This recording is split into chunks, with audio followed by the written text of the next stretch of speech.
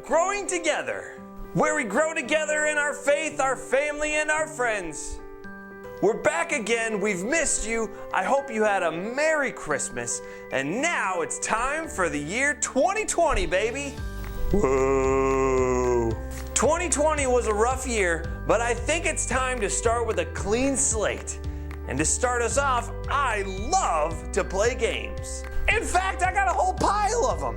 We've got Chutes and Ladders, Apples to Apples, Connect Thor, Hi-Ho Cheerio, Watch Your Mouth, Yahtzee, and one of my favorites, Kerplunk.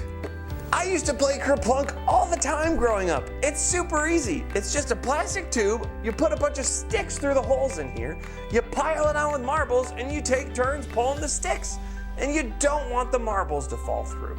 I used to play Kerplunk for hours and hours. And I grew up and I got to learn all sorts of other board games. And as I grew up and learned more and more games, they got bigger and harder and came with a lot more rules. And how appropriate, because that's our theme for the month. We're gonna be learning about the rules of life. Because just like a game, you can't go through life not following the rules. Sure, some people say that rules are meant to be broken.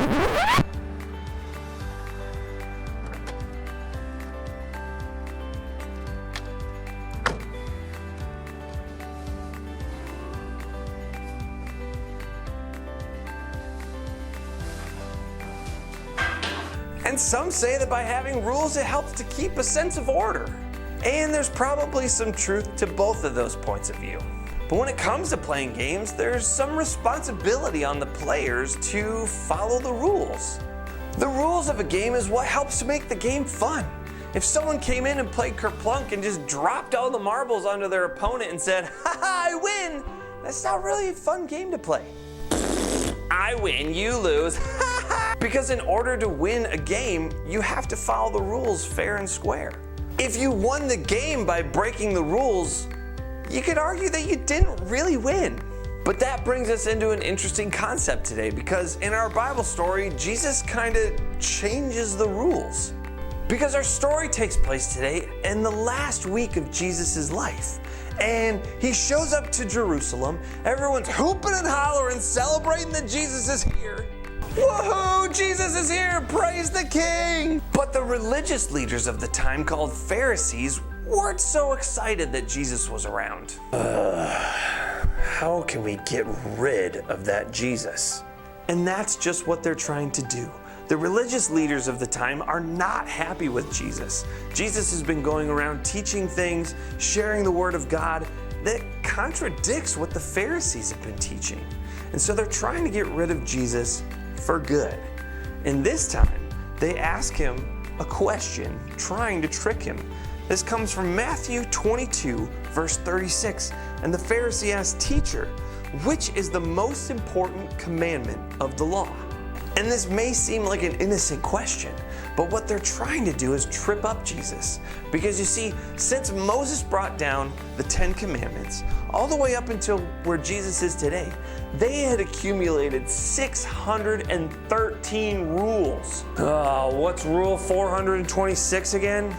And not only did they have so many rules in order to follow God, the Pharisees used these rules to determine who was better than the other. Well, I follow 426 rules perfectly. I follow 556 perfectly. I'm better than you. Yeah, well, I follow 600 rules. You two are nothing compared to me. You see how that could quickly become a problem? And so when the Pharisee asked Jesus this question, he's really trying to trick Jesus into giving priority to one out of 613 rules so that they can finally arrest Jesus. What Jesus says here is love the Lord your God with all your heart, with all your soul. Love him with all of your mind. This is the first and most important commandment. And the second is like it. Love your neighbor as you love yourself. You see, Jesus here takes what's seemingly a game that the Pharisees are playing and flips it on its head, encapsulating all of these rules into just these two, to love God and to love others. It's simple! Even more simple than Kerplunk. The biggest rule of life Jesus gives us is to love. And that takes us to our bottom line today. Love God, love others. I think sometimes we can get so wrapped up into the different rules that we're supposed to follow, the laws that we have in place, the traditions that we uphold here at church and in our lives, and we sometimes forget that it's just as simple as loving God and loving those around us. And I gotta tell you, what I saw in 2020 was a whole lot of not loving each other. And I'm sure that I'm guilty for it too.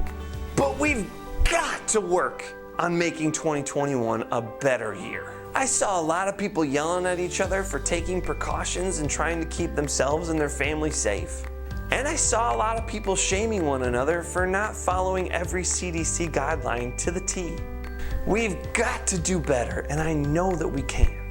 And to start us off this year, I think we can try our best to simply follow Jesus' greatest commandments, to love God and to love our neighbor. I don't think it's a coincidence that God has made us so diverse and different from one another, because sometimes that makes it harder to love our neighbors. But as we come out of the Christmas season and into a new year, I think we can take that energy of God sending His love into human form so that we may be in relationship with Him.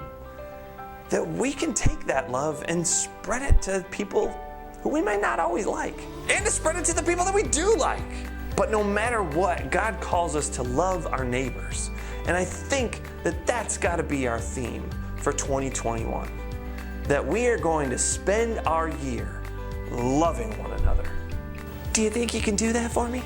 Loving our neighbors is what's going to help us get out of this rut that we've been in. It's going to help us to move forward, and it's going to help us to become a better community. And so this year, I ask that you walk with me to try our best to make our decisions based on love. That the way that we interact with our strangers that we might not always agree with, that we interact with them based on love, because it's going to change our lives and theirs. I know you can do it. Thank you so much for tuning back in to Growing Together. Make sure to hop onto our Facebook page, NLC Growing Together, for future videos. We love you very much, and you rock our socks.